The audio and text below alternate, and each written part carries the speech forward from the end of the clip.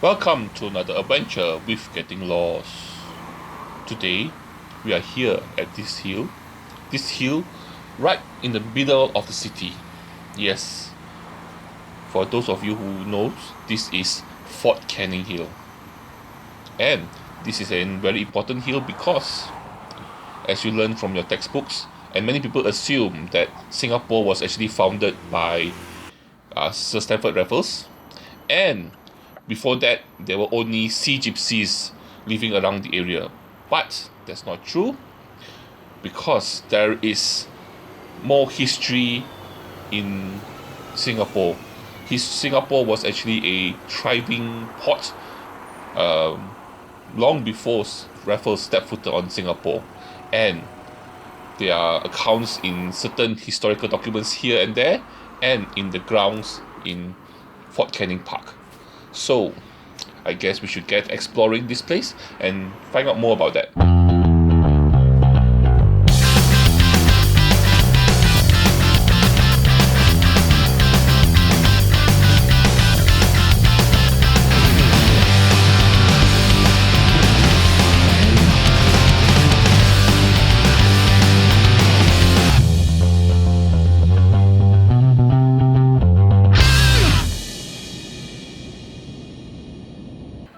Let's start off with this place here, Fort Canning. Okay, it's one big hill but has many different names. One of the names is called Bukit Larangan. Bukit meaning hill, Larangan meaning forbidden. So this was actually, before the British came, was the Forbidden Hill. This place, I think it was considered a very important site in the 14th century, and it was guessed and is believed to be a royal burial ground. The local Malays were fearful of climbing it, and then that's why they named this place Bukit Larangan. Okay, there were ruins found at this place and also artifacts that was discovered on the hill itself, attesting to the presence of a sophisticated pre-19th century society. One of the largest ruins discovered by the British was the Keramat, or shrine, which purportedly contained the remains of Sri Sultan Iskandar Shah, the fifth and last ruler of the 14th century Singapore. Several artifacts from the 14th century has also been uncovered by archaeologists and are displayed at the dig site and exhibition area here. On the Bukit Larangan itself, in the past, there was actually a palace constructed there. That is because palaces in the three main capitals of the ancient Malays in Sumatra, Singapore and Malacca were built in similar locations. On the hill, next to a river. The palace of Fort Canning Hill was probably built in the early 14th century and abandoned around 1369. The memory of it is still alive 1819, when the Malays living in Singapore referred to it as Bukit Larangan and refused to ascend it without being summoned or granted permission by the rulers. Then further evidence was given by Wang Da Yuan, a Chinese merchant who visited Singapore around 1330 and wrote his travel notes. In 1349, Singapore was attacked by people from Siam. The Singaporeans closed the gates of the city and managed to resist the aggressors for a month until a passing Chinese fleet forced the Siamese.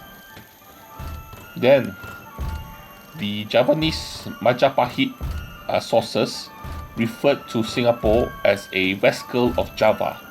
According to Malay tradition, Java attacked Singapore twice in the 14th century, and Malay Vascals had to pay tribute to their Javanese lord, 1300 and 1400.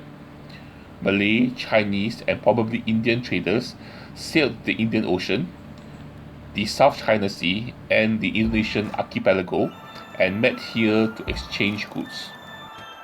Ancient Malay and Chinese historical records mention that Singapore had a moat and a wall. When the British first explored the island in 1819, this wall still stood.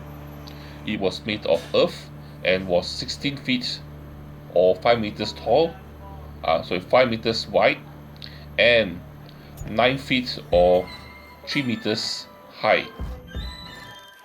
Here we have an archaeological dig site that was preserved to show that the items that was actually found in this area here. So what they did first was they found an undisturbed site where there was previously no buildings, nobody dig up the area, and decided to do an archaeological dig, and these were all the items they found here.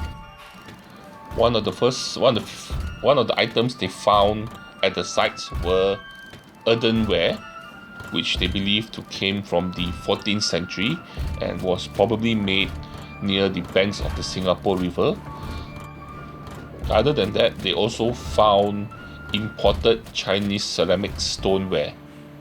Most of these were from the 14th century, most likely large jars, wide basins, or mercuryware bottles. Other than that, they also found Chinese porcelain greenware. Other than that, there were also Chinese porcelain whiteware. Another item that was also found here were early blue and white porcelain. These were the design that were very popular in the early 14th century, and it came from China itself. But one of the most interesting things were they found 20 Chinese bronze coins, and these dated back to the reign of a Song dynasty emperor who ruled between 1078 to 1086. So it's believed that Chinese coins may have been used as a medium of exchange for trading in this area here. And this is so far a brief history of Singapore in the 14th century.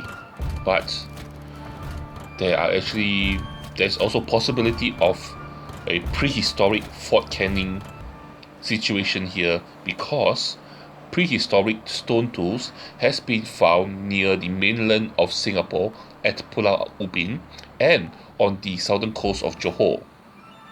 So since Fort Canning used to have a abundant supply of spring water on the southwest slope, it's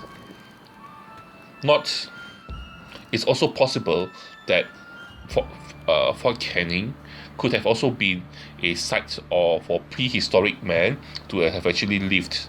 But however, at the moment, there's no clear evidence of any prehistoric activity found in this area yet. The keyword here is yet. Thank you very much for joining me for my part 1 of my Fort Canning Park adventure. I hope you enjoyed it. This adventure, we actually discovered more of the history of Fort Canning Park before it was Fort Canning. And next up, we're going to discover what happens after when the British came. We're going to see some of the places and landmarks left by the British, and also around Fort Canning Park, some of the important buildings from the colonial times. So I hope you join me for part 2 coming up next week. And that's about all.